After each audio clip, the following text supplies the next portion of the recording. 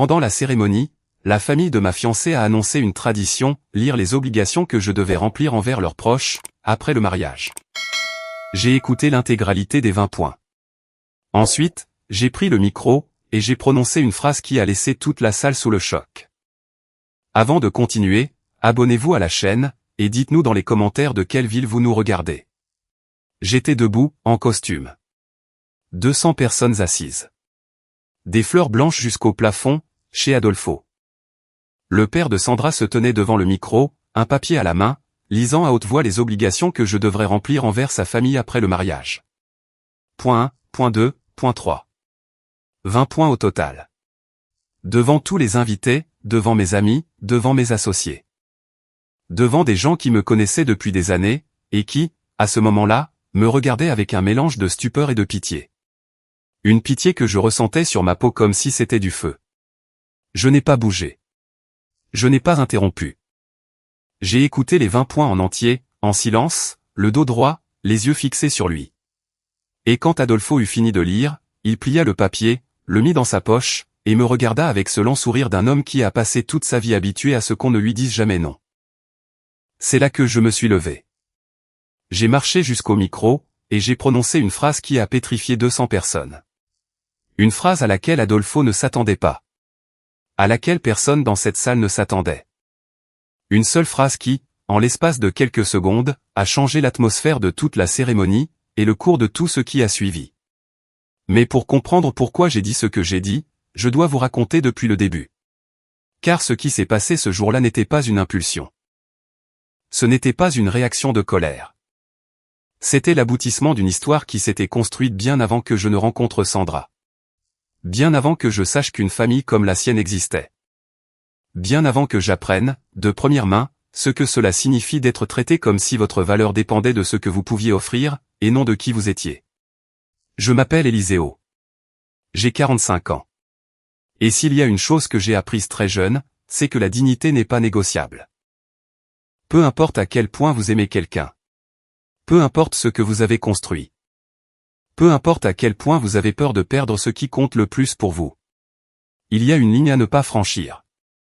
Et quand quelqu'un l'a franchie, devant 200 personnes, avec un papier plié et un sourire supérieur, il en assume l'entière responsabilité. J'ai grandi dans un quartier sans luxe ni nom de famille important. Mon père portait des matériaux sur des chantiers de construction dès 5 heures du matin.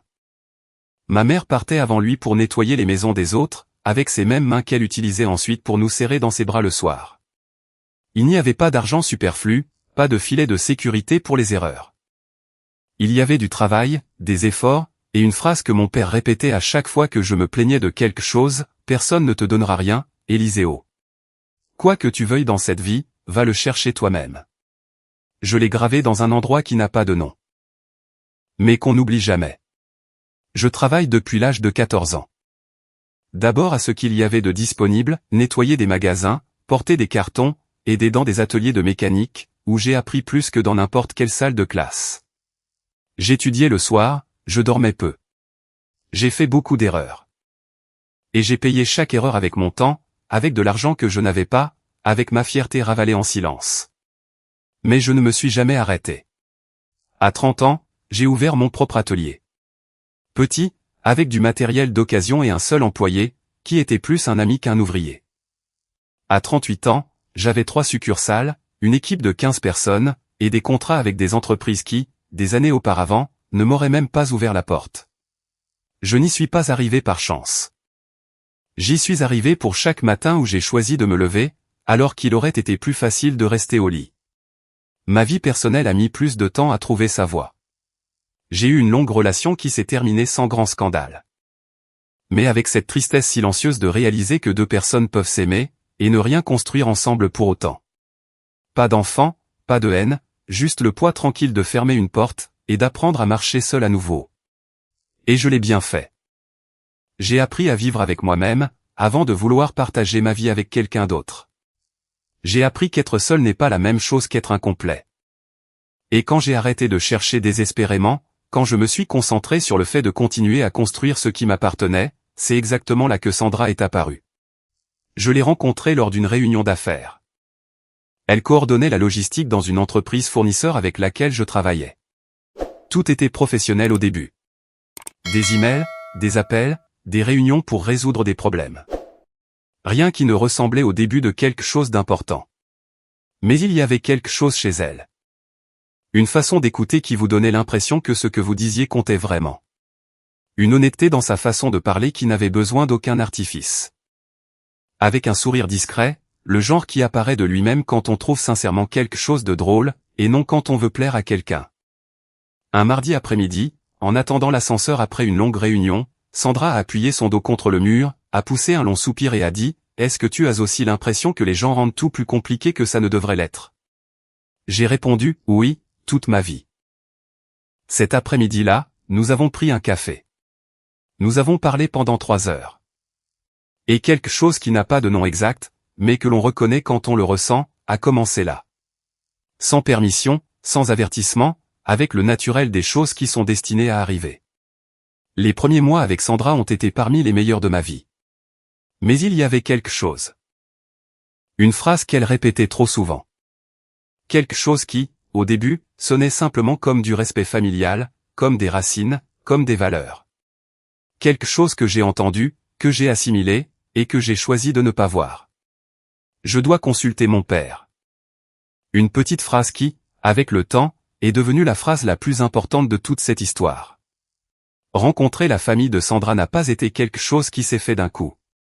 Ce fut un processus lent, calculé, comme si chaque étape était évaluée avant que je ne puisse la franchir. 3 mois après le début de notre relation, Sandra m'a dit que sa famille voulait me rencontrer. Elle l'a dit avec un sourire, mais il y avait quelque chose dans ses yeux qui n'était pas tout à fait serein. C'était plutôt comme un léger avertissement, du genre qu'on donne sans mots, car les mots directs font trop peur. Ils sont traditionnels, m'a-t-elle dit. Mais une fois qu'ils te connaîtront, ce sont des gens bien. Je l'ai cru. Ou j'avais envie de la croire. Le dîner était prévu pour le dimanche. Une grande maison, bien entretenue, avec des meubles qui parlaient de quelqu'un ayant besoin que les autres sachent combien il possédait. Adolfo m'a accueilli à la porte avec une poignée de main ferme. Le genre de poignée de main qui est une évaluation, déguisée en salutation.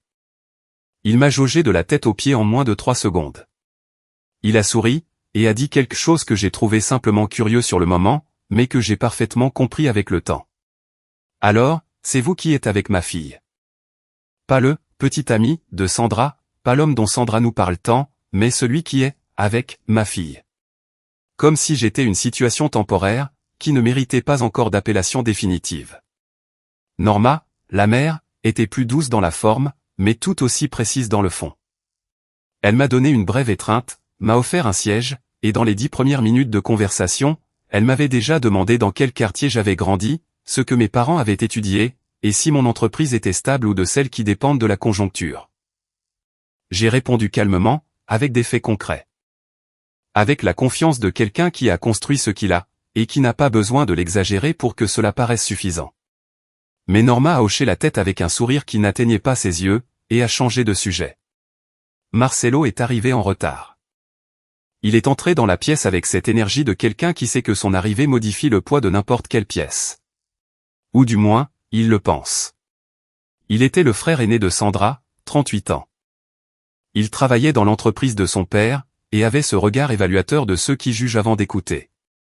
Il m'a tendu la main sans grand enthousiasme, et s'est assis en face de moi, comme s'il allait m'interroger.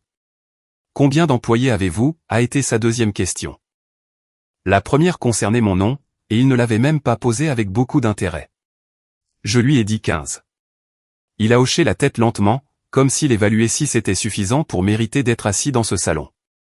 Le dîner fut long, la nourriture était bonne, mais l'atmosphère était imprégnée de cette tension invisible des endroits où tout semble normal en surface, mais où, en dessous, un courant vous tire par les pieds. Adolfo a parlé la plupart du temps, de ses affaires, de ses décisions, de la façon dont il avait fait progresser sa famille, avec effort et vision. J'ai écouté. J'ai hoché la tête quand c'était approprié. J'ai posé des questions sincères, parce que je m'intéresse aux gens et à leurs histoires. Même quand ces personnes me mesurent avec un mètre ruban que je n'ai pas demandé. Sandra était silencieuse. Plus silencieuse que je ne la connaissais. Elle répondait quand on l'interrogeait. Elle souriait au bon moment. Mais il y avait quelque chose dans sa posture, dans sa façon de tenir sa fourchette, qui me disait qu'elle naviguait aussi dans quelque chose que je ne comprenais pas encore tout à fait. À la fin de la soirée, alors que nous nous disions au revoir à la porte, Adolfo a posé une main sur mon épaule et a dit « Vous êtes un travailleur, Eliseo. Ça se respecte dans cette famille. Le travail se respecte. » Ça ressemblait à une approbation. Ça donnait l'impression que j'avais réussi une sorte de test. Mais sur le chemin du retour, Sandra a pris ma main et, après un long silence, a dit « Tu vois, ce n'était pas si mal. Pas, ils t'ont adoré. Pas, ils étaient contents de te rencontrer. Mais, ce n'était pas si mal. » Comme si le but de la soirée avait simplement été de survivre, sans dommage majeur. J'aurais dû prêter plus d'attention à ces mots. Mais j'étais amoureux. Et quand on est amoureux, on a tendance à interpréter les signes à travers le filtre de ce que l'on veut voir, au lieu de ce qui est réellement là. Les mois suivants ont suivi le même schéma. Les dimanches dans la famille de Sandra sont devenus presque obligatoires. Bien que personne ne le dise explicitement, c'était une de ces choses qui s'installent d'elle-même dans une routine. Et si un jour vous ne vous y conformez pas, le poids du silence que vous recevez ensuite est plus inconfortable que n'importe quelle discussion directe. Adolfo a commencé à me poser des questions sur mes affaires avec une fréquence qui a cessé de ressembler à de la curiosité, pour ressembler à un audit. Combien je facturais, si j'avais des dettes, si mes contrats étaient à long terme, si j'avais pensé à me développer, si j'avais des associés, ou si tout était à moi. Des questions auxquelles je répondais naturellement, car je n'ai rien à cacher. Mais dont j'ai réalisé avec le temps qu'elles n'étaient pas des conversations. C'étaient des évaluations. Norma, de son côté, avait un don pour les commentaires qui blessent sans laisser de traces visibles. Un dimanche, je suis arrivé avec un bouquet de fleurs pour Sandra. Norma les a reçues, les a regardées, et a dit avec un sourire parfaitement calibré, « Quelle gentille attention, Eliseo. » Bien que Sandra ait toujours préféré les orchidées. Mais bien sûr, tout le monde ne sait pas ces choses au début. Au début? Nous étions ensemble depuis 7 mois. Un autre dimanche, après que j'ai mentionné que j'avais refusé une offre d'ouvrir une 4e succursale, parce que je voulais d'abord consolider ce que j'avais, Adolfo a lâché entre deux bouchées, « Les hommes qui réfléchissent trop avant d'agir, manquent parfois le train. » Eliseo. En affaires comme dans la vie. Il a souri après l'avoir dit, comme s'il s'agissait d'un conseil paternel. Marcelo a ri. J'ai pris une gorgée d'eau, et j'ai changé de sujet. Sandra m'a regardé de l'autre côté de la table avec cette expression que je commençais déjà à bien connaître. Un mélange d'excuses et de résignation qu'elle ne verbalisait pas. Mais que je recevais pleinement, avec tout son poids. La première fois que nous avons eu une vraie conversation sur sa famille, ce fut un soir en rentrant d'un de ses dîners. Je lui ai enfin demandé ce que je gardais sous silence depuis des semaines. Sandra, ça a toujours été comme ça avec tes partenaires précédents. Elle a mis du temps à répondre. Mon père est protecteur, a-t-elle fini par dire. Il est comme ça. C'est comme ça qu'il a été élevé. C'est comme ça qu'il a élevé Marcelo. Pour lui, la famille passe avant tout. Et l'homme qui entre dans cette famille doit comprendre ça. Et qu'est-ce que tu en penses? Un silence. Je pense que je t'aime, et qu'avec le temps, ils apprendront à mieux te connaître, et tout sera différent. Je l'ai cru, une fois de plus. Car Sandra ne mentait pas quand elle disait qu'elle m'aimait. C'était tout à fait réel, et ça me blessait aussi. Mais il y a une énorme différence entre aimer quelqu'un, et être prêt à voir clairement le monde qui vient avec cette personne. Et je n'avais pas encore appris cette différence, à la dure. La demande en mariage est arrivée 1 an après notre rencontre. Je l'ai faite en privé. Juste elle et moi, dans un endroit qui avait du sens pour nous deux. Sans grande scène publique, sans avoir besoin de public, parce que je suis comme ça. Ce qui compte n'a pas besoin de témoins pour être réel.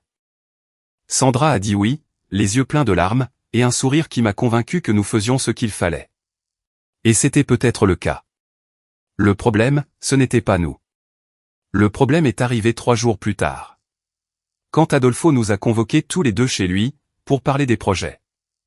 Et cette conversation a été la première fois où j'ai compris, avec toute la lucidité que je n'avais pas voulu avoir auparavant, que pour cette famille, je n'étais pas simplement l'homme qui aimait Sandra. J'étais une acquisition. Et les acquisitions sont soumises à des conditions. La réunion a eu lieu un mercredi soir. Chez Adolfo. Dans le grand salon. 4 chaises disposées autour de la table basse, comme s'il s'agissait d'une réunion d'affaires, et non d'une conversation de famille. Adolfo assis dans le fauteuil principal. Le plus grand. Celui qui fait directement face à l'entrée, de sorte que quiconque arrive le verrait en premier. Norma à côté de lui, avec une tasse de thé à laquelle elle n'a pas touché de toute la soirée. Marcelo sur la 3e chaise, les bras croisés, et cette expression de quelqu'un qui sait déjà comment tout cela va se terminer, et qui est juste là pour observer. Sandra et moi étions assis ensemble sur le canapé. Elle m'a serré la main une fois, avant qu'Adolfo ne commence à parler. Ce n'était pas un geste d'affection. C'était un avertissement. Adolfo a commencé avec un sourire. Avec des mots aimables sur combien ils aimaient Sandra, sur l'importance de son bonheur pour eux. Sur la valeur de la famille, des racines, et des principes qu'ils avaient construits au fil des décennies. Il a parlé pendant plusieurs minutes de ces grandes et nobles choses, qui sonnent très bien quand on les entend. Et qui servent ensuite de cadre décoratif, à quelque chose qui n'a rien de noble. Ensuite, il a sorti un petit carnet relié avec des notes manuscrites, et a commencé. Nous avons certaines attentes concernant l'homme qui épouse Sandra. Ce ne sont pas des exigences. C'est simplement la façon dont fonctionne cette famille. Et nous pensons qu'il est important que vous les connaissiez dès le début. Pour qu'il n'y ait pas de malentendus plus tard. Des attentes, pas des exigences. Comme si le nom que l'on donne à une cage changeait le fait qu'elle ait des barreaux. La première attente était que je devais être disponible pour les réunions de famille chaque dimanche, sans exception. À moins d'une maladie grave, ou d'un voyage d'affaires justifié au préalable. La deuxième était que toute décision d'investissement importante, de plus de 500 €, devait être consultée avec Adolfo, par respect et pour son expérience.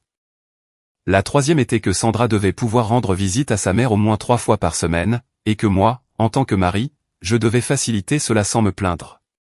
J'ai continué à écouter. La quatrième attente était que les vacances en famille, au moins une fois par an, devaient inclure toute la famille de Sandra. La cinquième était que si, à un moment donné, j'envisageais de déménager dans une autre ville ou un autre pays pour des raisons professionnelles, cette décision devait être discutée avec la famille avant d'être prise. La sixième était que les enfants que nous aurions, quand nous en aurions, devraient être élevés selon les valeurs et les traditions qu'Adolfo et Norma avaient établies pour leur famille. J'ai senti quelque chose bouger en moi. Ce n'était pas encore de la colère. C'était quelque chose de plus froid, de plus calculé. Le sentiment de quelqu'un qui commence à comprendre précisément où il se trouve, et quel genre de terrain il y a sous ses pieds. J'ai continué à écouter sans l'interrompre. La septième attente était que je ne devais prendre aucune décision concernant l'entreprise qui pourrait affecter la stabilité économique du foyer, sans avoir préalablement présenté et fait approuver un plan. La huitième était que Norma aurait libre accès à notre maison chaque fois qu'elle le jugerait nécessaire. La neuvième était que les dates familiales importantes, les anniversaires, les célébrations, auraient priorité sur tout engagement personnel ou professionnel que je pourrais avoir. Adolfo parlait avec la cadence calme de quelqu'un qui a répété cela. Norma hochait doucement la tête à chaque point. Comme si elle marquait le rythme d'une chanson qu'elle connaissait aussi par cœur. Marcelo n'a rien dit. Il s'est contenté de me regarder. J'ai regardé Sandra. Sandra regardait le sol. Et à ce moment-là, dans cette fraction de seconde où nos regards ne se sont pas croisés parce qu'elle ne pouvait pas soutenir le mien, quelque chose s'est installé en moi, avec la lourdeur silencieuse d'une pierre tombant au fond de l'eau. J'ai compris que Sandra savait. Qu'elle avait déjà entendu cela, ou quelque chose de très similaire, appliqué à des situations antérieures, à d'autres personnes, peut-être à elle-même, pendant des années. Et qu'elle n'était pas surprise. Elle avait honte. Adolfo a continué jusqu'au point numéro 12. Puis, il a fermé le carnet, m'a regardé droit dans les yeux, et a dit « Avez-vous des questions, Eliseo ?» Si j'avais des questions? J'en avais beaucoup. Mais à ce moment-là, j'ai choisi de n'en poser qu'une seule. Est-ce une conversation, ou est-ce déjà décidé? Adolfo a souri. C'est une conversation. Bien sûr que c'est une conversation. Nous sommes une famille moderne, Eliseo, ici personne n'oblige personne.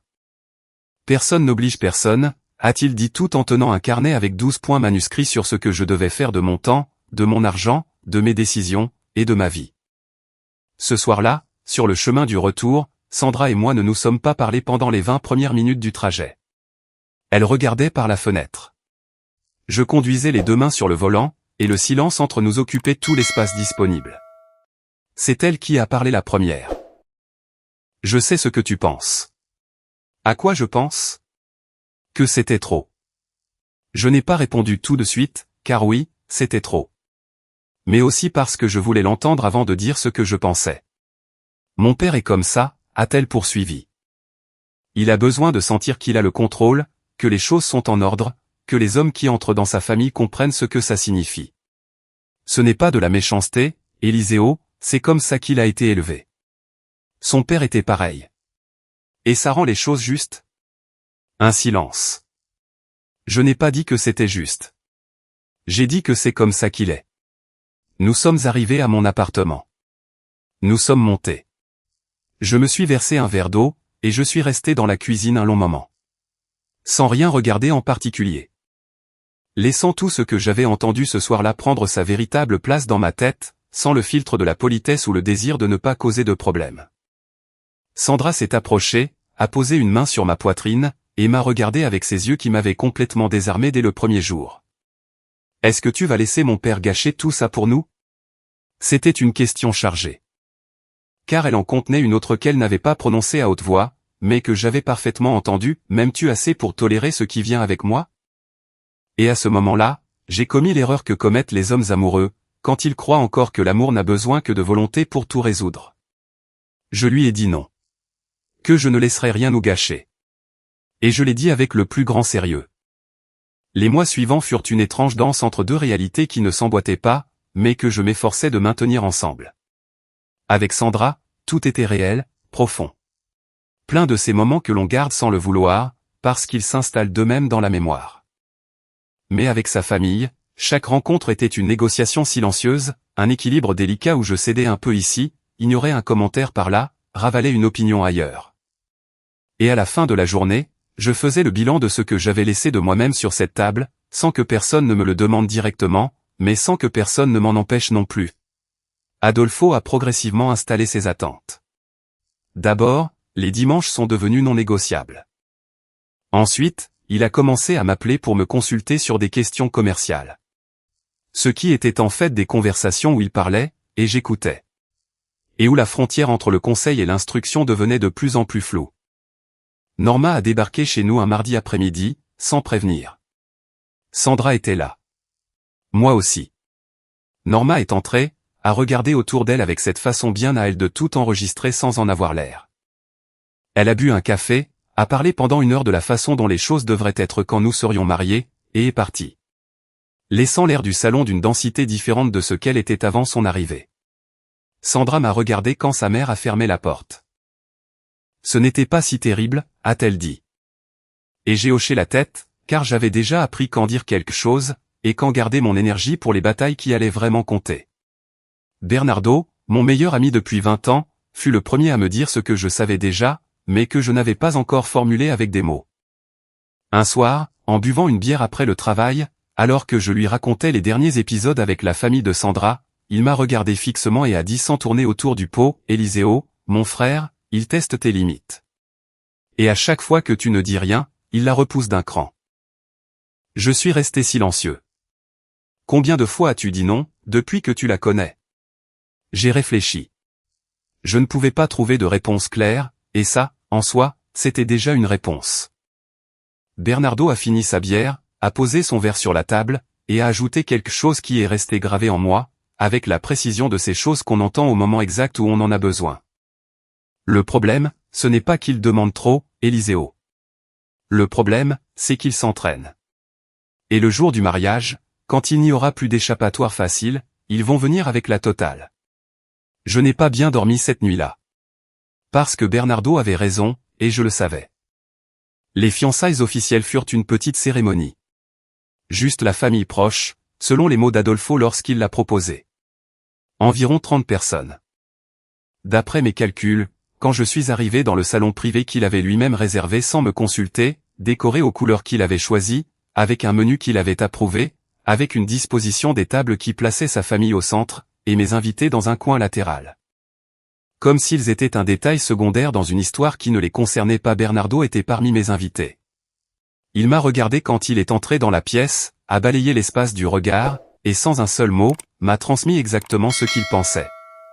J'ai hoché la tête lentement. Je sais, lui ai-je dit sans mots. Je sais. La cérémonie de fiançailles s'est déroulée avec cette perfection tendue des événements où tout est sous contrôle.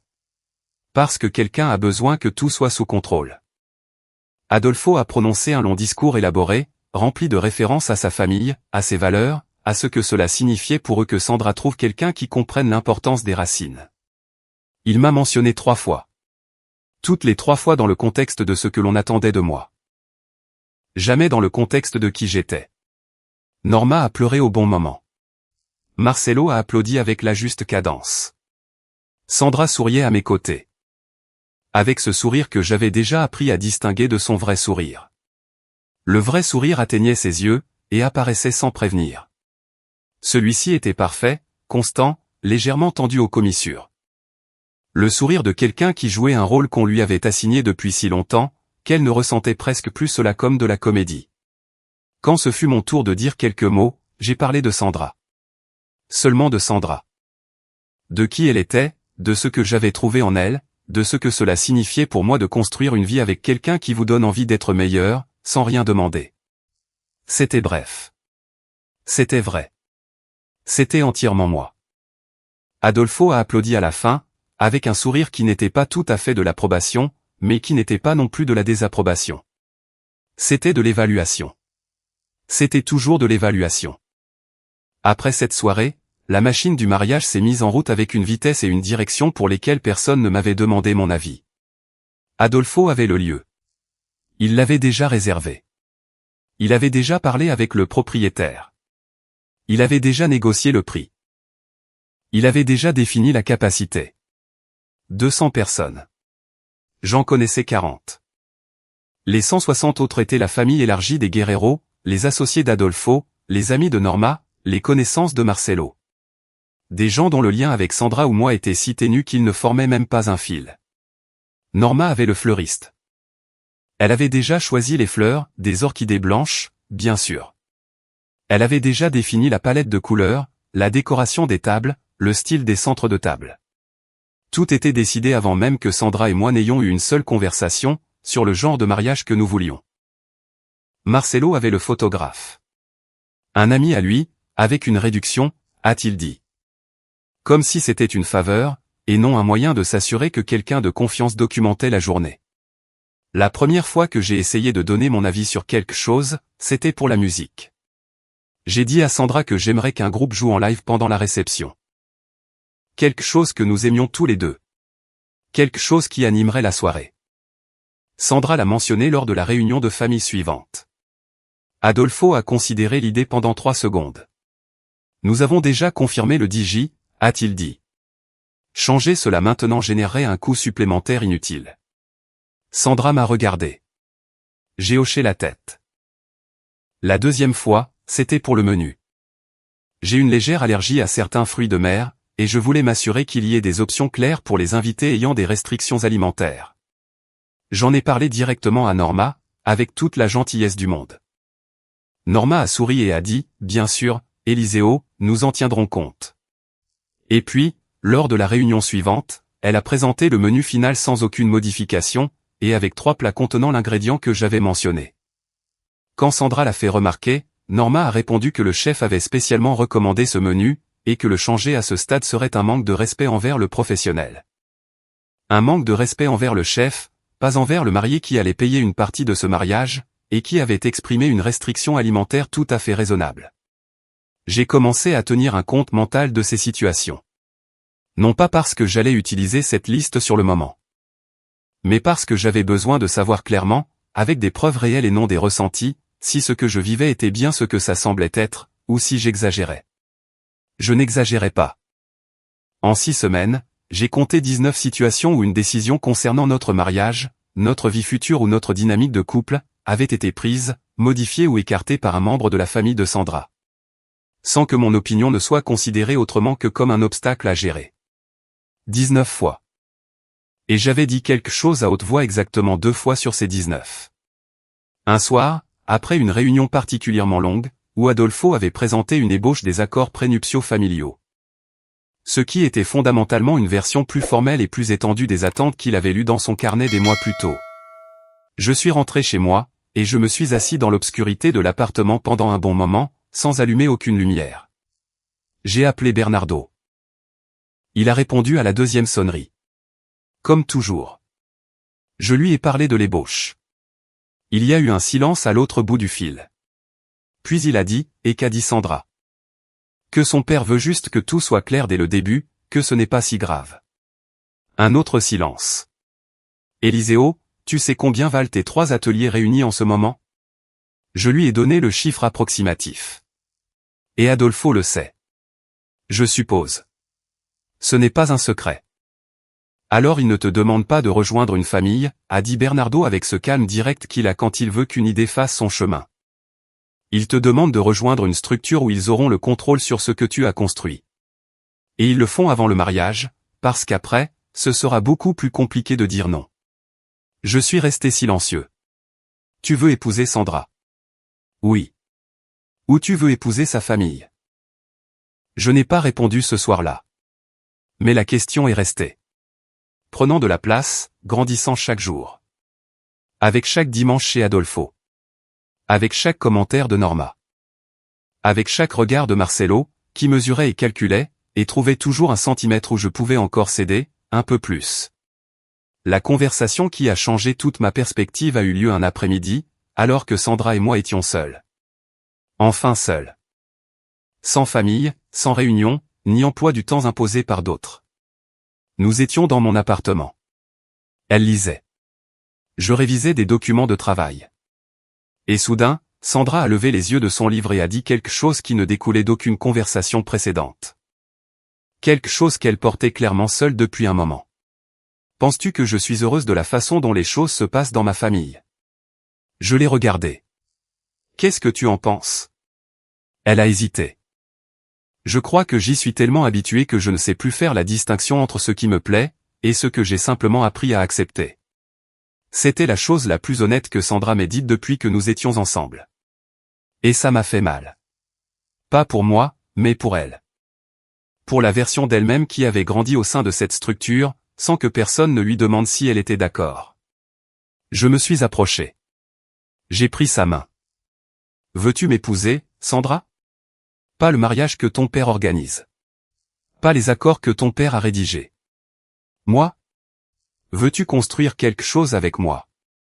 Ses yeux se sont embués. Oui, a-t-elle dit, plus que tout. Alors, il va falloir qu'on parle de certaines choses, avant d'arriver à l'hôtel. Elle a hoché la tête. Et pour la première fois depuis que nous avions commencé à planifier le mariage, j'ai senti que nous étions tous les deux sur la même longueur d'onde. Qu'il y avait une réelle possibilité que cela fonctionne, si nous étions capables d'être honnêtes l'un envers l'autre sur ce que nous étions prêts à accepter, et ce que nous refusions. Nous avons eu cette conversation. Elle fut longue. Elle fut difficile. Il y a eu des moments de silence pesant, et des moments de clarté qui faisaient mal, mais qui étaient nécessaires. Et à la fin de cette nuit, Sandra et moi avions conclu un accord. Un vrai accord. Sans carnet, sans brouillon, ni attentes écrites à la main. Juste 2 personnes qui s'aiment, décidant de la façon dont elles voulaient vivre. Le problème, c'est qu'Adolfo ignorait tout de cet accord. Et que le mariage était dans 3 semaines. Les 3 semaines précédant le mariage ont été les plus étranges de ma vie. En apparence, tout est resté pareil. Les réunions chez Adolfo, les dimanches obligatoires. Les appels de Norma pour m'informer des détails de la cérémonie que personne ne m'avait demandé d'approuver. Mais qui m'étaient communiqués par courtoisie. Comme si m'informer après avoir décidé revenait au même que de m'inclure avant. En apparence, j'étais toujours le même Eliseo. Ponctuel, respectueux, sans conflit visible. Mais à l'intérieur, quelque chose avait changé. Après cette conversation avec Sandra. Après qu'elle ait elle-même admis ne pas savoir faire la distinction entre ce qu'elle voulait, et ce qu'elle avait appris à tolérer. J'avais pris une décision dont je n'avais parlé à personne, sauf à Bernardo. Une décision qui n'était pas motivée par la colère, ou l'orgueil blessé. Elle venait d'une certaine lucidité. Le genre de lucidité qui s'installe quand on cesse enfin de négocier avec soi-même, et qu'on s'autorise à voir les choses exactement telles qu'elles sont. Je n'allais rien signer qui ne soit pas juste. Je n'allais pas entrer dans ce mariage, comme si je rejoignais une entreprise avec un règlement intérieur. Et si, lors de cette cérémonie, quelqu'un essayait de transformer le jour le plus important de ma vie en un jeu de pouvoir, j'allais être prêt. Bernardo était le seul au courant. Un après-midi, 10 jours avant le mariage, nous nous sommes assis dans l'atelier, après que tous les employés soient partis. Lui avec son café, moi avec le mien. Et nous avons parlé pendant 2 heures de ce qui pourrait arriver, et de ce que j'étais prêt à faire à ce sujet. « Tu penses vraiment qu'il va le faire ?» m'a demandé Bernardo. « Oui », ai-je répondu sans hésitation. Adolfo a besoin que son contrôle soit visible. Il ne lui suffit pas de l'avoir en privé. Il a besoin que tout le monde le voie. Ça fait partie de son fonctionnement. S'il ne le fait pas, et que la cérémonie se déroule normalement, eh bien tant mieux pour tout le monde. Nous nous marions. Nous commençons notre vie, et Sandra et moi aurons les conversations difficiles seuls, comme des adultes. Et s'il le fait? Je l'ai regardé. Alors je serai prêt. Bernardo a hoché la tête lentement. Qu'est-ce que tu vas dire? Je ne sais pas encore exactement, mais ce sera honnête. Ce sera public, et ça ne laissera aucune place à l'interprétation. Il m'a regardé un long moment. En as-tu parlé à Sandra? C'était la partie délicate. Sandra savait que je n'étais pas disposé à continuer à céder indéfiniment. Nous en avions discuté. Mais je ne lui avais pas dit spécifiquement que, si son père faisait quelque chose lors de la cérémonie, je répondrais publiquement. Non pas parce que je voulais le lui cacher. Mais parce qu'une part de moi espérait encore que ce ne serait pas nécessaire. Que Adolfo aurait le bon sens de garder sa dynamique de contrôle dans les limites de la vie privée, et de ne pas transformer notre mariage en sa scène personnelle. Cet espoir a duré très exactement jusqu'à la répétition de la cérémonie. C'était 4 jours avant le mariage. La salle de réception, la coordinatrice de l'événement, la famille de Sandra, mes invités les plus proches, dont Bernardo et moi. Tout se passait bien, jusqu'à ce que, vers la fin de la répétition, la coordinatrice demande si quelqu'un voulait revoir un moment particulier, ou des discours supplémentaires. Adolfo a levé la main. J'ai quelques mots préparés pour le marié, a-t-il dit avec le plus grand naturel. Une tradition familiale que nous faisons à tous les mariages. La coordinatrice a souri, et a hoché la tête. J'ai regardé Sandra. Elle a baissé les yeux, et à cette seconde, j'ai su, avec une certitude absolue, que ce n'était pas une possibilité. C'était un fait. Adolfo avait préparé quelque chose à dire à la cérémonie devant tout le monde, et Sandra le savait. Elle ne savait peut-être pas exactement quoi, mais elle savait qu'il allait se passer quelque chose, et elle avait choisi de ne pas me le dire. Ce soir-là eut lieu la conversation la plus difficile que j'ai eue avec Sandra, depuis que je la connaissais. Je n'ai pas crié, je n'ai accusé personne. J'ai parlé avec le calme de quelqu'un qui est très blessé. Mais qui comprend que la colère ne construit rien d'utile à ce moment-là. Tu savais qu'il allait faire quelque chose à la cérémonie? Un long silence. Je savais qu'il voulait dire quelques mots. Quels mots, Sandra? Il ne m'a pas dit exactement quoi, mais tu savais que ce n'était pas juste un discours du père de la mariée. Ses yeux se sont remplis de larmes. Éliseo, il fait ça à tous les mariages de la famille. C'est une tradition. Il dit au marié ce qu'il attend de lui. Ça a toujours été comme ça. Et tu allais me le dire? Je ne voulais pas te braquer contre lui avant le mariage. Je voulais que tout se passe bien. Je me suis levé, j'ai marché jusqu'à la fenêtre. Je suis resté là un moment, à regarder les lumières de la rue dans la nuit. Laissant l'atmosphère de la pièce retomber avant de reprendre la parole. Sandra, tu comprends ce que tu es en train de me dire? Tu es en train de me dire que tu savais que ton père allait faire quelque chose qui pourrait m'affecter directement, le jour de notre mariage. Et tu as choisi de ne pas me le dire, pour éviter les conflits. Je voulais te protéger. Tu ne me protégeais pas. Tu le protégeais, lui. Un silence. C'était un silence différent de tous les précédents. Ce n'était pas le silence de quelqu'un qui n'a pas de réponse. C'était le silence de quelqu'un qui vient d'entendre une vérité, et qui ne sait pas encore comment la porter. Sandra a pleuré ce soir-là. Je l'ai écoutée. Je l'ai comprise sincèrement.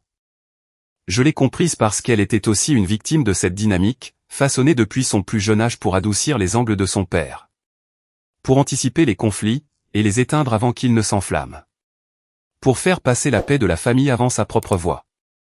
Mais la comprendre ne changeait pas ce que je devais faire. Je lui ai dit ce soir-là, avec toute la clarté et toute l'affection que j'avais, que je l'aimais, et que je voulais l'épouser. Que ça n'avait pas changé. Mais que si son père utilisait notre cérémonie pour lire une liste de conditions à voix haute, devant 200 personnes, j'allais répondre.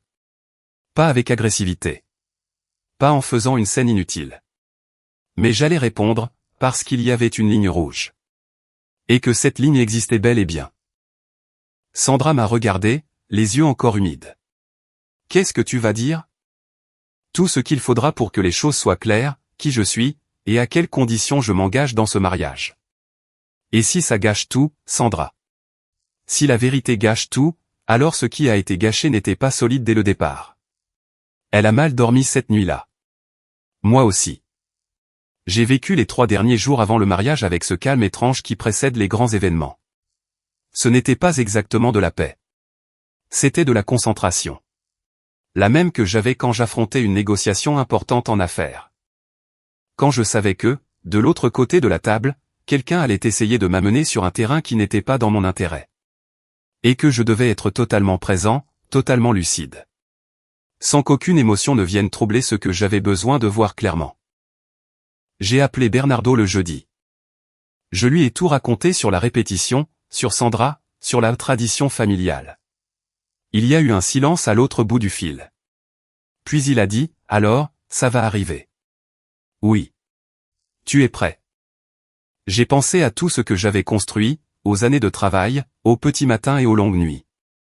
À ce qu'il m'en avait coûté pour arriver à 45 ans en tant qu'homme libre, ne devant rien à personne. Sans que personne ne puisse me dire que ma valeur dépendait de son approbation. J'ai pensé à Sandra, à la vraie femme derrière tout ce décor familial. À la conversation que nous avions eue, où elle avait elle-même admis ne pas savoir ce qui lui appartenait, et ce qui était un héritage. À ses yeux quand elle m'avait dit qu'elle voulait m'épouser moi, et non le mariage de son père. J'ai pensé à Adolfo, à son carnet, à ses attentes. À ce lent sourire d'un homme qui n'a jamais entendu le mot au nom prononcé avec une véritable conviction. Oui, ai-je dit à Bernardo. Je suis prêt. Le matin du mariage s'est levé avec un ciel dégagé, et une lumière qui semble conçue pour les jours qui resteront gravés dans la mémoire. Je me suis habillé lentement, sans précipitation. Avec l'attention de celui qui sait que chaque détail compte quand la scène est grande. Je me suis regardé dans le miroir un instant avant de partir. Je n'y ai pas vu un homme nerveux. J'ai vu un homme qui savait exactement qui il était. Et c'était suffisant pour tout ce qui allait suivre. La salle était exactement comme Adolfo l'avait prévu. Vaste, lumineuse, avec des fleurs blanches de l'entrée jusqu'à l'autel. Des tables recouvertes des nappes qu'il avait choisies. Des centres de table que Norma avait approuvés. Une musique d'ambiance sélectionnée par le DJ que personne ne m'avait demandé d'approuver. 200 chaises occupées par 200 personnes. La plupart faisaient partie de l'univers des guerreros, pas du mien. Mes invités étaient là. Bernardo au 3e rang, dans ce costume sombre qu'il porte pour les occasions qu'il juge sérieuses. 3 collègues de l'atelier, avec qui je travaillais depuis des années. 2 amis d'enfance, qui avaient fait le voyage de loin parce que pour eux, c'était important. Un cousin éloigné, ceux qui se rapprochent le plus de la famille proche qu'il me reste. Je les ai regardés en entrant. Bernardo a soutenu mon regard une seconde. J'ai hoché la tête. Il a fait de même. La cérémonie a commencé à l'heure, comme tout ce qu'organise Adolfo. L'officiant a pris place. La musique a changé, et Sandra est apparue au bout de l'allée, dans une robe blanche qui la faisait ressembler exactement à ce qu'elle était. Une femme magnifique, portant sur ses épaules bien plus de poids qu'aucune robe de mariée ne devrait en supporter. Elle marchait au bras de son père. Adolfo l'accompagnait avec cette expression de propriétaire satisfait, que j'avais appris à reconnaître chez lui. Ce n'était pas seulement de la fierté paternelle. C'était plus que ça. C'était l'expression d'un homme qui cédait quelque chose qui lui appartient, selon des conditions qu'il avait lui-même établies, et que personne n'avait encore remises en question. Sandra est arrivée à mes côtés. Elle a pris ma main. Je l'ai sentie froide. J'ai doucement serré ses doigts. Elle m'a regardé. Et dans ses yeux, il y avait un amour sincère, mêlé à une peur qu'elle n'arrivait pas à dissimuler complètement. Parce qu'elle me connaissait trop bien pour essayer. La cérémonie s'est poursuivie. Les paroles de l'officiant ont rempli la salle avec cette cadence solennelle, propre au moment censé paraître éternel. Les vœux, les promesses, le genre de langage qui existe pour rappeler aux gens que ce qui se passe est sérieux, réel et permanent. J'ai écouté chaque mot. J'ai dit ce que j'avais à dire quand ce fut mon tour, et je le pensais. Puis, l'officiant a fait une pause, a regardé l'assemblée avec un sourire de convenance, et a dit, à présent, le père de la mariée souhaite partager quelques mots avec le marié. Une tradition familiale toute particulière. 200 têtes se sont tournées. Adolfo s'est levé de sa chaise au premier rang, avec la lenteur calculée de quelqu'un qui sait que tous les regards sont braqués sur lui, et qui veut profiter de chaque seconde de cette attention. Il a réajusté sa veste. Il a marché jusqu'au micro, que l'assistant de l'événement avait déjà préparé. Comme si tout avait été coordonné à l'avance, comme si tout cela faisait partie du programme officiel. Et non de l'agenda personnel d'un homme qui avait besoin que son autorité soit publique, pour se sentir accompli. Il a sorti le papier de la poche intérieure de sa veste. Plié en 4. Blanc. Avec un texte imprimé. Pas manuscrit cette fois, imprimé comme un document officiel. Norma, au premier rang, souriait, les mains jointes sur ses genoux. Marcelo avait les bras croisés, et une expression qui, chez lui, équivalait à de la satisfaction. Les invités de la famille Guerrero hochaient la tête, avec la familiarité de ceux qui connaissent ce rituel. Les miens regardaient avec une confusion grandissante, qui commençait déjà, dans certains cas, à ressembler à de la gêne. Bernardo ne souriait pas, Bernardo me regardait. Adolfo a déplié le papier, s'est raclé la gorge, et a commencé. Eliseo, en ce jour, devant notre famille et nos proches, je souhaite partager avec toi les attentes que nous, en tant que famille, avons pour l'homme qui se joint à nous par le mariage avec notre fille Sandra. Ce ne sont pas des exigences. Ce sont les piliers sur lesquels cette famille a construit son histoire. Et nous attendons de toi qu'en tant que nouveau membre, tu les honores avec le même dévouement que nous. Une pause. Point. Eliseo doit être présent à toutes les réunions de famille du dimanche sans exception, sauf en cas de force majeure dûment justifiée. Silence dans la salle. Point 2. Eliseo doit consulter le chef de famille pour toute décision d'investissement, ou modification financière dépassant 10 000 €, en signe de respect et de considération pour la famille. Quelqu'un a toussé, à une table du fond. Point 3. Eliseo doit veiller à ce que Sandra maintienne une communication quotidienne avec sa mère, sans que les responsabilités domestiques ou professionnelles n'interfèrent avec ce lien. Sandra a serré ma main. Je n'ai pas bougé. Point 4. Eliseo doit privilégier les vacances et les célébrations familiales par rapport à ses engagements personnels ou professionnels, sauf accord préalable avec la famille. J'ai entendu quelqu'un chuchoter à une table voisine. Point 5. Eliseo doit informer la famille, avec un préavis raisonnable, de tout changement de résidence, de ville ou de pays, susceptible d'affecter la dynamique familiale établie. Le murmure est devenu un bruissement discret, qui a parcouru plusieurs tables. Point 6. Les enfants nés de cette union seront élevés dans le respect des valeurs, des traditions et des enseignements de la famille Guerrero, avec la participation active des grands-parents à leur éducation. Adolfo lisait chaque point avec la même cadence posée. Sans se presser, sans hésiter. Comme s'il lisait les articles d'une constitution qu'il avait lui-même rédigée, et qu'il considérait indiscutable par définition. Point 7. Point 8. Point 9. Chacun était une corde. Et ensemble, ils formaient quelque chose qui n'avait rien d'une étreinte familiale. C'était un filet. Un filet conçu pour réduire l'espace disponible, jusqu'à rendre tout mouvement libre impossible. Point 10. Les décisions concernant l'éducation des enfants devaient être convenues avec la famille avant d'être mises en œuvre. Point 11. Eliseo devait entretenir des relations cordiales et étroites avec tous les membres de la famille Guerrero, sans créer de distance inutile, pour des raisons professionnelles ou de préférences personnelles. Point 12. Le domicile d'Eliseo et de Sandra devait être situé dans un rayon raisonnable par rapport à la famille, défini comme ne dépassant pas 30 minutes en voiture. 30 minutes. Il avait mesuré la distance autorisée de ma propre liberté, en minutes de trajet. Point 13. Eliseo devait contribuer activement aux événements et célébrations de la famille Guerrero, à la fois par sa présence, et avec ses ressources si nécessaires. Ses ressources. Point 14. En cas de désaccord entre Éliseo et un membre de la famille, la résolution devait être recherchée par le biais d'un dialogue familial, dirigé par le chef de famille. Le chef de famille en personne.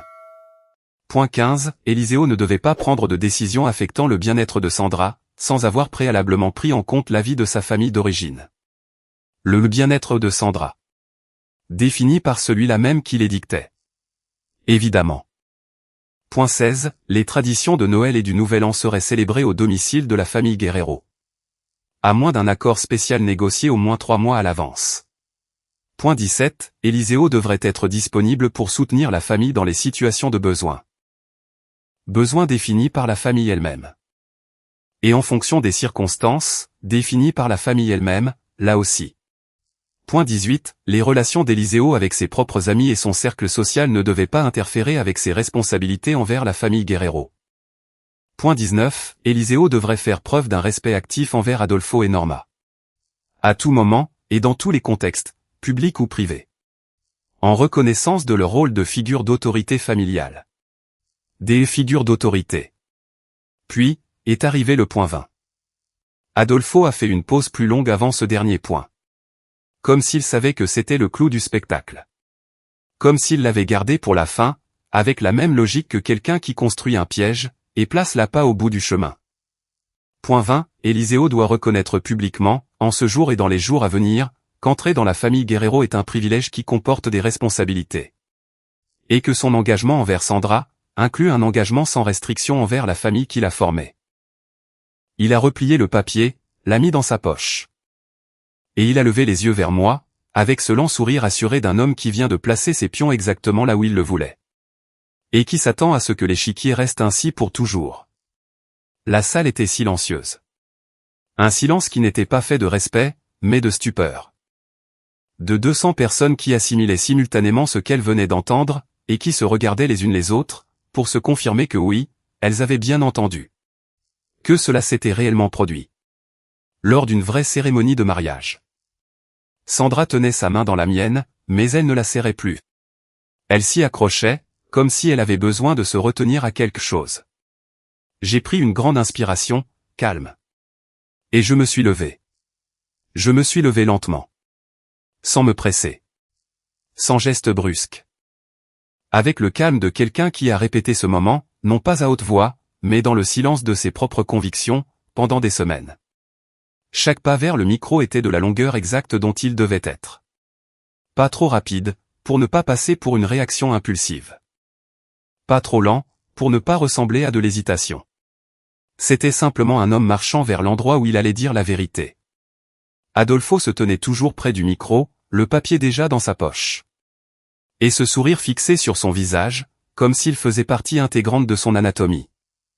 Il m'a regardé approcher, avec l'expression de quelqu'un qui s'attend à une poignée de main, et un signe de tête. À une acceptation publique de tout ce qu'il venait de lire. À une capitulation en costume, devant 200 personnes. J'ai tendu la main. Non pas pour serrer la sienne, mais pour demander le micro. Il y a eu une seconde de confusion dans ses yeux. Brève, presque imperceptible. Mais je l'ai vue, parce que je la guettais. Parce que je connaissais bien cette expression, chez les hommes habitués à contrôler l'espace, et qui sentent soudainement quelque chose bouger sans leur permission. Il m'a tendu le micro. Je crois qu'à cet instant, il pensait encore que j'allais le remercier pour ses paroles. Que j'allais dire quelque chose de poli et d'approprié, qui validerait tout ce qu'il avait lu. Que j'allais courber l'échine. Comme je l'avais fait pendant des mois. À chaque dîner. À chaque réunion. À chaque conversation où ses attentes arrivaient déguisées en tradition, et que je recevais avec la patience d'un homme qui attend le bon moment. Le bon moment était arrivé. Je me suis tourné vers la salle. 200 personnes me regardaient. Certaines avec curiosité. D'autres avec un malaise visible. Mes invités, avec l'attention tendue de ceux qui savent que quelque chose d'important est sur le point de se produire. Et qui ne veulent pas en perdre une miette. Bernardo était légèrement penché en avant. J'ai pris une inspiration, et j'ai parlé. Je tiens à remercier Adolfo pour ses paroles. 20 points.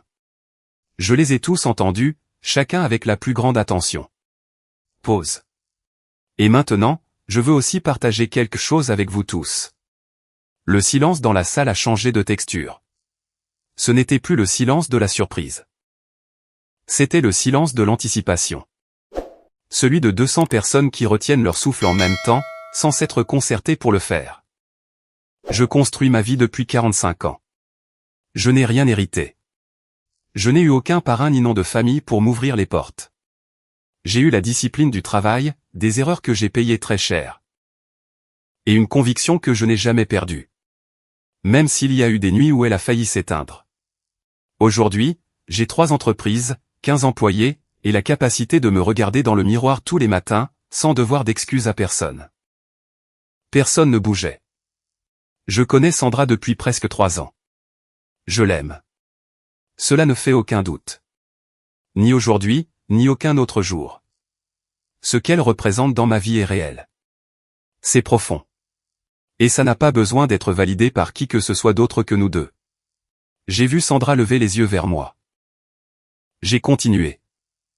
Mais aujourd'hui, dans cette salle, devant toutes les personnes qui ont choisi de nous accompagner. J'ai entendu 20 points qui ne décrivent pas un accueil. Mais un contrat. Pas une tradition familiale. Mais un manuel d'instruction sur la façon dont je dois me comporter. Ce que je dois consulter. À quel point je dois obéir. Et dans quel rayon géographique je suis autorisé à vivre. Quelqu'un, aux tables du fond, a laissé échapper un petit bruit sec. Ce n'était pas un rire.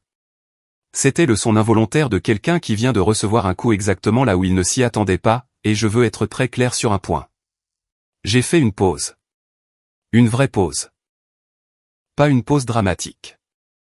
Le genre de pause qui s'impose, parce que ce qui suit a besoin de son propre espace pour atterrir. Je ne suis pas une acquisition. Je ne suis pas un nouvel employé qui doit apprendre les règles avant de signer. Je ne suis pas un territoire qui est incorporé à un empire, selon des conditions préalablement établies par ceux qui y étaient déjà. Le sourire d'Adolfo s'est effacé. Ce fut un changement minime, mais absolu, comme une lumière qu'on éteint. Il n'y a pas eu de transition. Juste un instant où le sourire était là. Et l'instant d'après où il avait disparu. Je suis un homme. Un homme qui a gagné sa place dans ce monde, de ses propres mains. Un homme qui a choisi Sandra librement, avec tout ce que ce choix implique. Et qui mérite d'être choisi de la même manière. Pas accepté sous condition. Pas incorporé via une liste d'obligations. Choisi. Les yeux de Sandra étaient pleins de larmes. Je n'ai pas regardé Adolfo. J'ai regardé la salle. Je respecte les traditions familiales. Je respecte les valeurs. Je respecte l'amour qu'une famille porte à ses enfants. Je comprends qu'Adolfo aime Sandra à sa manière. Avec les outils dont il dispose. Avec la vision du monde qu'il s'est forgé au fil des décennies. Je ne suis pas ici pour détruire cela. Pause. Mais il y a une différence entre aimer quelqu'un et vouloir tout contrôler. Il y a une différence entre protéger sa fille, et décider des conditions sous lesquelles un autre être humain a le droit de l'aimer. Il y a une différence entre avoir des valeurs. Et faire de ces valeurs un instrument de pouvoir sur les autres. Le murmure qui a parcouru la salle, était comme une longue onde sourde. Ce n'était pas le chaos. C'était le son de nombreuses personnes, en train d'assimiler une vérité en même temps. Norma ne souriait plus non plus. Elle avait les mains jointes sur les genoux, et regardait Adolfo avec une expression que je ne lui avais jamais vue auparavant. Ce n'était pas de la colère. C'était plutôt de l'incertitude. Comme si, pour la première fois depuis longtemps, quelque chose s'écartait du scénario qu'elle connaissait. Marcelo avait toujours les bras croisés, mais sa posture avait changé. Ce n'était plus la posture d'un observateur satisfait. C'était la posture de quelqu'un qui recalcule. J'ai continué. Je suis venu ici aujourd'hui, prêt à épouser Sandra. Cela n'a pas changé. Ce qui a changé, c'est que je ne vais pas le faire en passant sous silence quelque chose que je ne peux ignorer. Car si je restais silencieux aujourd'hui, devant 200 personnes, après avoir entendu 20 conditions lues à voix haute comme si c'était la loi, je commencerais ce mariage par un mensonge. Et Sandra ne mérite pas ça. Je ne le mérite pas.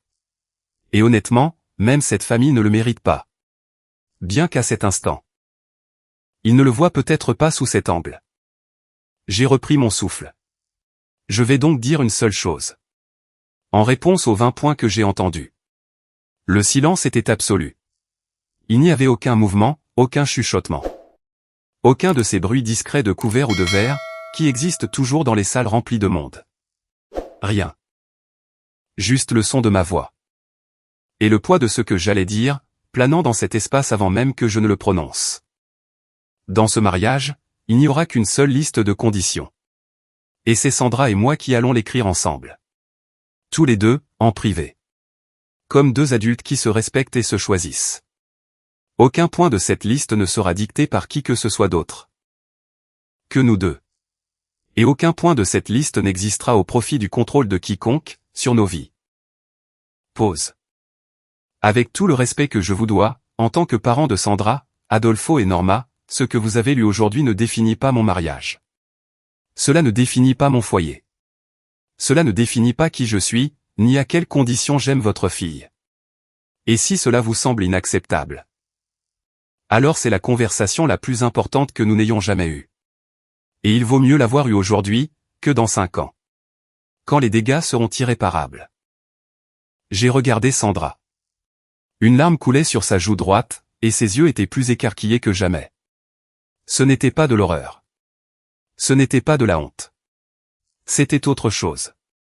C'était le visage de quelqu'un qui vient d'entendre ce qu'elle attendait qu'on dise depuis des années. Et qu'elle n'avait jamais su comment demander. Sandra, ai-je dit. Et cette fois, je ne m'adressais qu'à elle. Même si 200 personnes pouvaient m'entendre.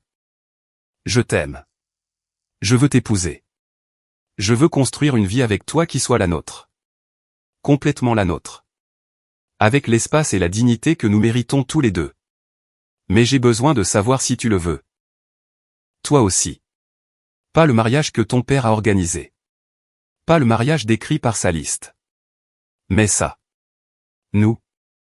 Avec tout ce que cela implique. La salle retenait son souffle. Sandra m'a regardé pendant ce qui a semblé une éternité. Et qui n'a probablement duré que quelques secondes. Puis, elle a fait une chose à laquelle personne ne s'attendait. Elle s'est levée, a marché vers moi. Et devant 200 personnes. Devant son père, le papier dans la poche et le sourire effacé de son visage. Devant sa mère, les mains jointes et les yeux mouillés. Devant son frère, qui avait cessé de calculer, et qui ne faisait plus que regarder. Sandra a pris mes 2 mains, m'a regardé droit dans les yeux, et a dit d'une voix qui tremblait mais ne s'est pas brisée, « Oui, c'est exactement ce que je veux. » Et à ce moment-là, la salle tout entière a expiré. Le silence qui a suivi les mots de Sandra a duré très exactement le temps qu'il faut à une grande vérité pour s'installer dans un endroit où personne ne l'attendait. Les 200 personnes qui, une minute plus tôt, retenaient leur souffle, le relâchaient maintenant de différentes manières. Certains avec un long soupir. D'autres avec un murmure sourd qui se mêlait à celui de la table voisine. Certains se regardaient simplement, avec l'expression de quelqu'un qui vient d'assister à quelque chose dont ils savent qu'ils parleront pendant des années. Bernardo fut le premier à applaudir. Un seul applaudissement. Lent, délibéré. Pas pour une célébration immédiate, mais en signe de reconnaissance. Le genre d'applaudissement qui signifie que c'était nécessaire, plus qu'exaltant. Et après ce premier applaudissement, d'autres ont suivi. Épars au début, puis de plus en plus rapprochés. Jusqu'à ce qu'une grande partie de la salle applaudisse, avec une énergie qui n'était pas celle d'un mariage conventionnel. Mais de quelque chose de plus authentique, et de plus difficile. Et pour cette même raison, tout le monde n'a pas applaudi. Le premier en n'a pas applaudi. Adolfo se tenait exactement là où je l'avais laissé quand j'avais demandé le micro. Les bras le long du corps. Et une expression que je ne lui avais jamais vue. Ce n'était pas encore de la colère. C'était le visage d'un homme qui a passé des décennies à être la voix la plus forte dans chaque pièce. Et qui vient de vivre quelque chose pour lequel il n'avait préparé aucun protocole. C'était de la désorientation. C'était le vertige silencieux de quelqu'un dont les pas s'attendaient à un sol ferme, et qui ne trouve que le vide. Les yeux de Norma étaient mouillés, mais elle ne pleurait pas. Elle regardait Sandra avec un mélange d'émotions que je ne pouvais pas entièrement déchiffrer, de là où j'étais. Il y avait de la douleur. Genuine. Mais il y avait aussi quelque chose de plus petit, et de plus inconfortable que la douleur. quelque chose qui ressemblait au malaise de quelqu'un qui se reconnaît dans une description qui ne le flatte pas. Et qui ne sait pas encore quoi faire de cette reconnaissance. Marcelo regardait le sol. Pour la première fois depuis que je le connaissais, Marcelo n'avait pas de posture. Il n'avait plus les bras croisés, ni son regard évaluateur, ni cette énergie d'homme qui mesure constamment le poids de tout ce qui se passe autour de lui. Il regardait simplement le sol. Avec l'immobilité de quelqu'un qui est en train d'assimiler quelque chose intérieurement. Et qui n'est pas encore arrivé au bout de ce processus. L'officiant, qui était resté à sa place, avec l'expression professionnelle de celui qui a vu beaucoup de choses lors de nombreuses cérémonies, mais peut-être pas exactement ça, s'est approché discrètement. Et a demandé d'une voix douce si nous souhaitions continuer.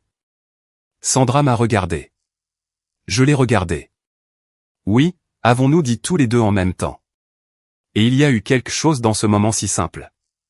Dans cette réponse simultanée, sans concertation préalable. Sans répétition. Sans que personne ne l'ait planifié. C'était plus puissant que n'importe quel vœu que nous pourrions prononcer par la suite. Parce que c'était sincère. C'était nous deux, nous choisissant mutuellement, au moment le plus compliqué et le plus exposé de toute l'histoire que nous avions vécue ensemble.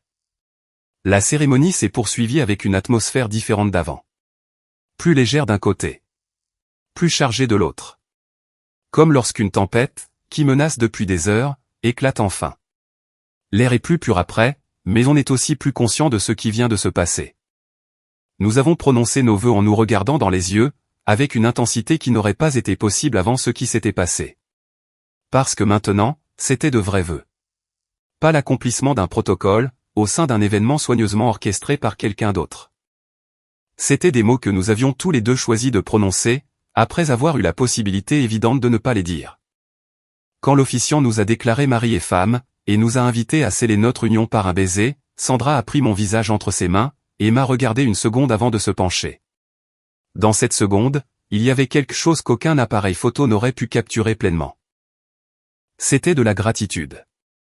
Pas la gratitude de quelqu'un qui reçoit un cadeau. Mais celle de quelqu'un qui respire enfin, après avoir retenu son souffle pendant longtemps. Le baiser a été bref et sincère. Et la salle a répondu par des applaudissements qui, cette fois, étaient unanimes. Presque unanimes. Le premier rang est resté silencieux. Les moments qui ont suivi ont été étranges à naviguer. La logique des événements sociaux a sa propre inertie. Et cette inertie a continué. Bien que le socle émotionnel de la salle ait complètement changé. La musique a repris. Les serveurs ont commencé à se faufiler entre les tables, avec la première tournée de boissons. Les invités ont commencé à se saluer, à se lever. À former ces groupes naturels qui se créent dans tous les rassemblements, quand le protocole formel prend fin et que la partie humaine commence. Mes invités sont venus vers nous en premier. Bernardo est arrivé avant tout le monde. Il m'a donné une forte accolade, de celles qui n'ont pas besoin de mots. Parce que les mots seraient en dessous du geste. Puis il a pris les mains de Sandra, et a dit quelque chose à voix basse que je n'ai pas entendu. Mais qui lui a fait esquisser son vrai sourire. Celui qui atteint les yeux. Les collègues de l'atelier sont arrivés ensuite. Des petites tapes dans le dos. De courtes phrases sincères, de la part d'hommes qui ne sont pas démonstratifs. Mais qui, lorsqu'ils expriment quelque chose, le font vraiment. Plusieurs minutes se sont écoulées avant que la famille de Sandra ne s'approche. Norma a été la première. Elle a marché vers nous avec la prestance d'une femme habituée à se déplacer avec assurance dans n'importe quelle situation. Mais quelque chose en elle était différent. Elle semblait plus petite d'une certaine manière. Pas en taille, mais en énergie. Comme si quelque chose qui prenait habituellement de la place autour d'elle, s'était rétréci. Elle s'est d'abord approchée de Sandra, et l'a prise dans ses bras.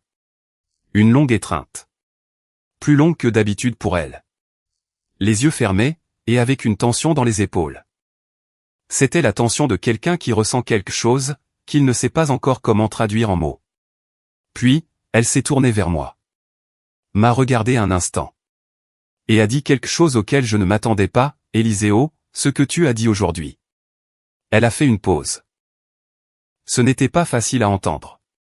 J'ai hoché la tête. Je sais. Mais. Une autre pause, plus longue.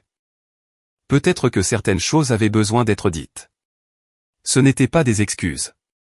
Norma n'était pas du genre à s'excuser directement, du moins pas encore. Peut-être jamais.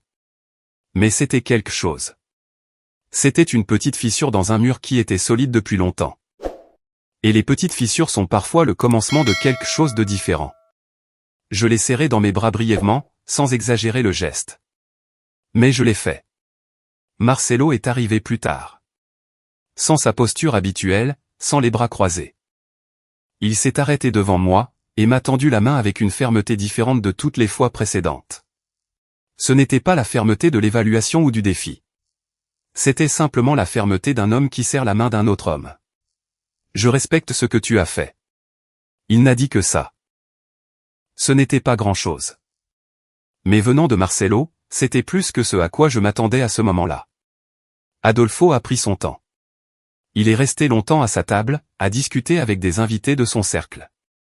Avec l'énergie contenue de quelqu'un qui maintient une contenance, qui lui coûte.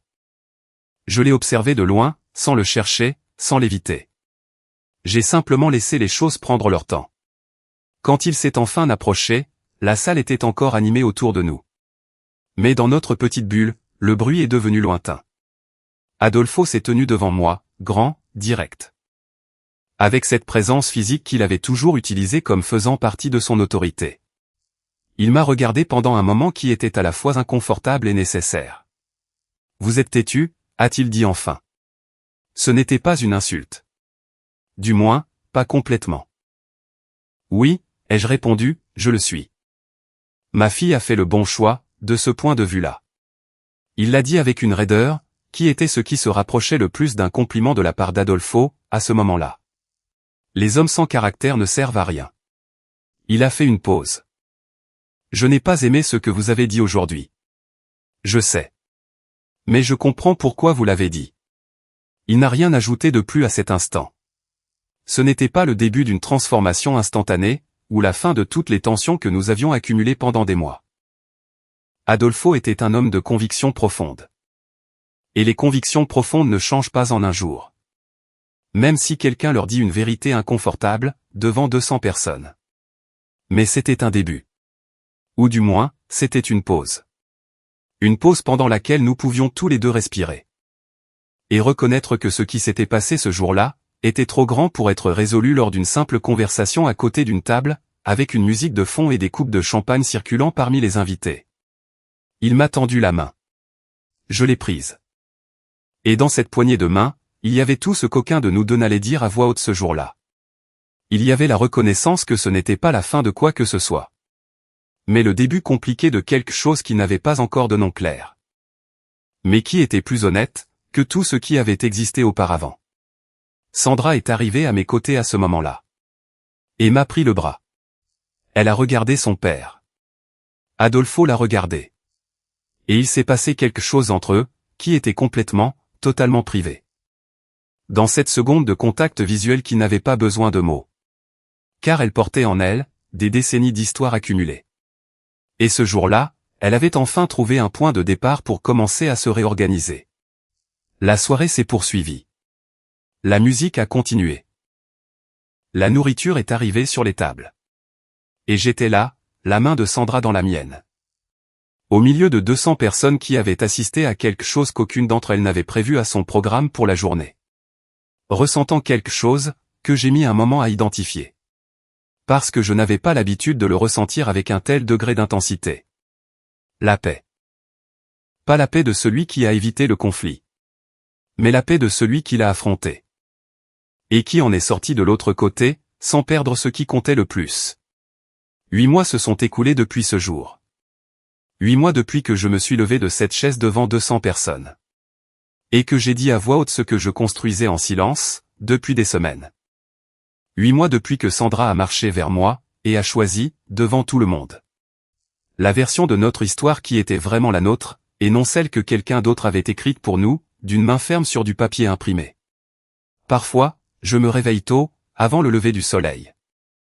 Et je reste un moment dans cet état de calme entre le sommeil et le réveil. Écoutant la respiration de Sandra à mes côtés. Ressentant le poids, à la fois ordinaire et extraordinaire, d'un matin normal. Je pense à tout ce qu'il a fallu traverser pour en arriver là. Ça n'a pas été facile. Rien de ce qui en vaut la peine ne l'est. Les premiers mois après le mariage ont été un territoire inconnu pour tout le monde. Sandra et moi avions construit cette nuit-là, dans la salle, au milieu de tout le bruit et de toute la tension, des fondations différentes de celles qui auraient existé si les choses s'étaient déroulées comme Adolfo l'avait prévu. Des fondations plus honnêtes, plus fragiles d'une certaine manière. Parce que l'honnêteté expose les choses que la courtoisie garde sous silence. Mais infiniment plus solides sur ce qui compte vraiment. Nous avons eu des conversations difficiles. Beaucoup sur les limites. Sur ce dont chacun de nous avait besoin. Sur les années que Sandra avait passées à apprendre à s'effacer pour éviter les conflits. Et sur la façon dont ce schéma réapparaissait parfois entre nous, sans qu'elle s'en rende compte, et sans que je sache toujours comment le nommer, sans que cela sonne comme une accusation. Sur mes propres rigidités, car j'en ai aussi.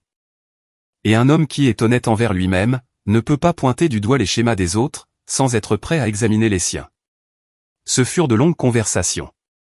Certaines se sont bien terminées le soir même. D'autres ont nécessité des jours.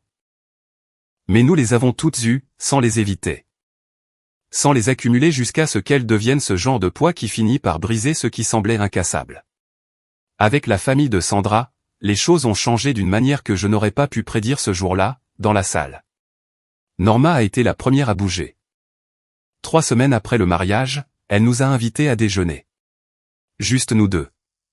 Sans Adolfo, sans Marcelo, sans la structure habituelle des dimanches en famille. Un petit repas chez elle. Avec une table dressée avec plus de soin que nécessaire pour 3 personnes. Avec une conversation qui, au début, était gênante. Pleine des silences de ceux qui apprennent à parler d'une manière différente, de celle qu'ils ont toujours utilisée.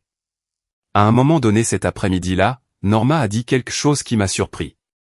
Non pas pour ce qu'elle a dit. Mais pour la façon dont elle l'a dit. Sans les fioritures habituelles, sans le sourire calibré.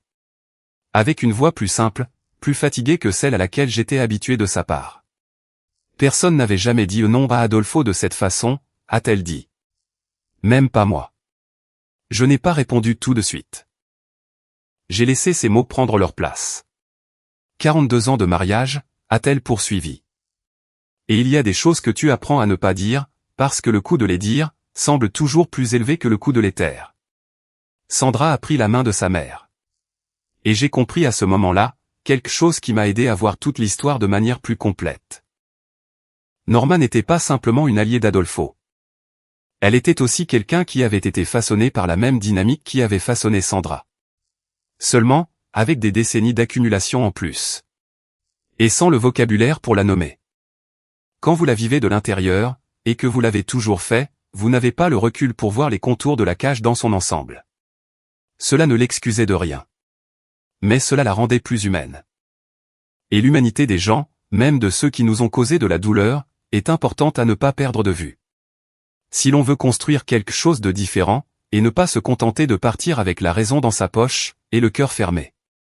Avec Marcelo, les choses ont été plus lentes.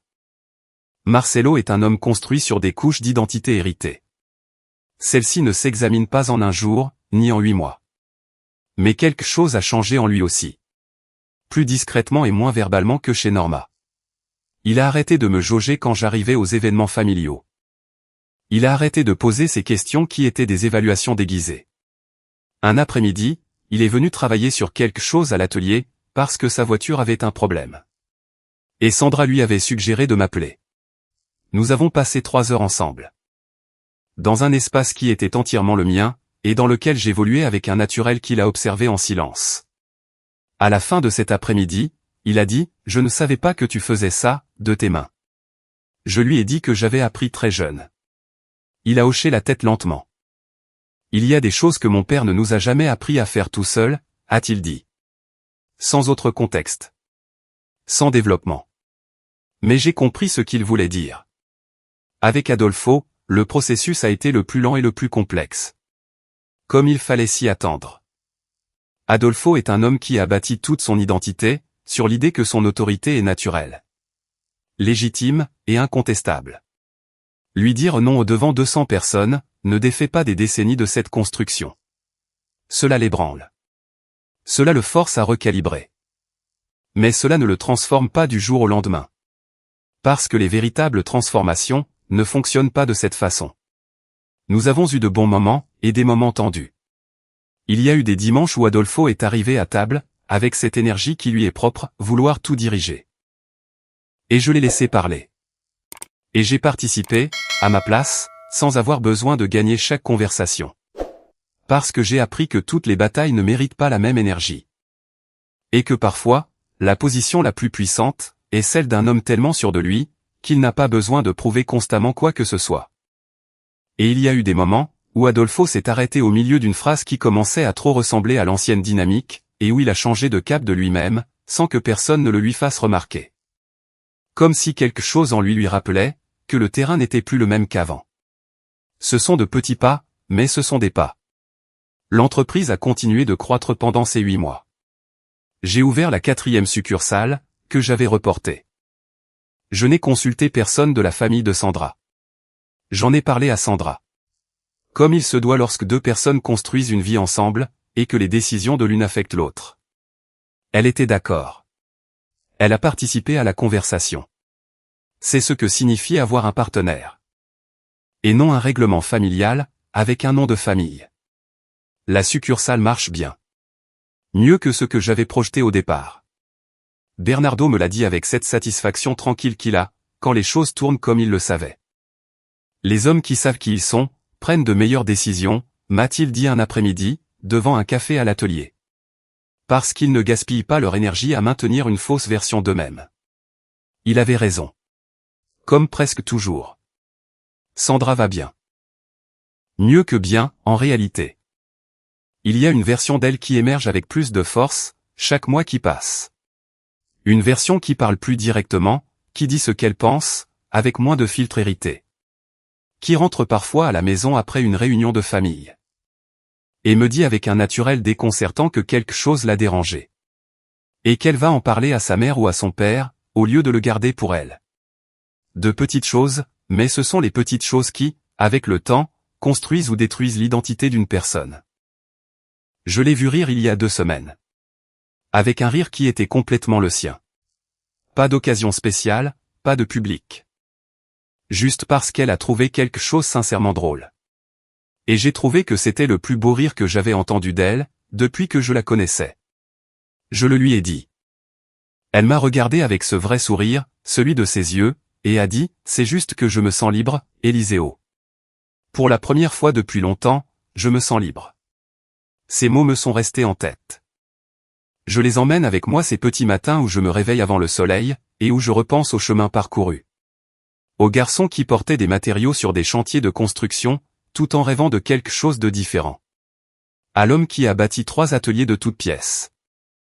Sans nom de famille, ni parrain. Aux nuits de doute, et aux matins de décision. À Bernardo qui me disait qu'il testait mes limites, et qu'à chaque fois que je ne disais rien, il la repoussait d'un cran. À Sandra, qui regardait le sol lors de cette réunion où son père a lu son carnet d'attente pour la première fois. À la salle avec les fleurs blanches, et les 200 personnes. Et à un papier imprimé, que quelqu'un a sorti de sa poche en croyant que le monde allait continuer d'être exactement comme il l'avait ordonné. Et à moi, debout devant le micro, disant la vérité. Pas par colère, ni par fierté. Mais parce qu'il y a des choses qu'on ne peut pas taire, sans perdre une partie essentielle de soi-même. Parce que la dignité n'est pas un luxe, pour les moments de confort. C'est exactement ce à quoi il faut se raccrocher.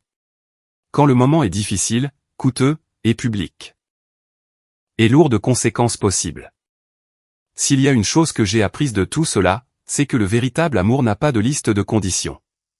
Il n'a pas besoin de papier imprimé, de points numérotés, ni de l'approbation de qui que ce soit d'autre que des 2 personnes qui ont choisi de s'aimer. L'amour qui a besoin d'un règlement pour exister n'est pas de l'amour. C'est une étiquette de contrôle. Et le contrôle a toujours une date d'expiration. Parce que les vraies personnes, celles qui ont une histoire, du caractère, et la cicatrice d'avoir gagné leur place dans le monde, finissent toujours par se lever. Finissent toujours par s'approcher du micro, et dire ce qui doit être dit. Peu importe combien de personnes regardent. Peu importe qui a le papier dans sa poche. Ça vaut toujours la peine. Toujours.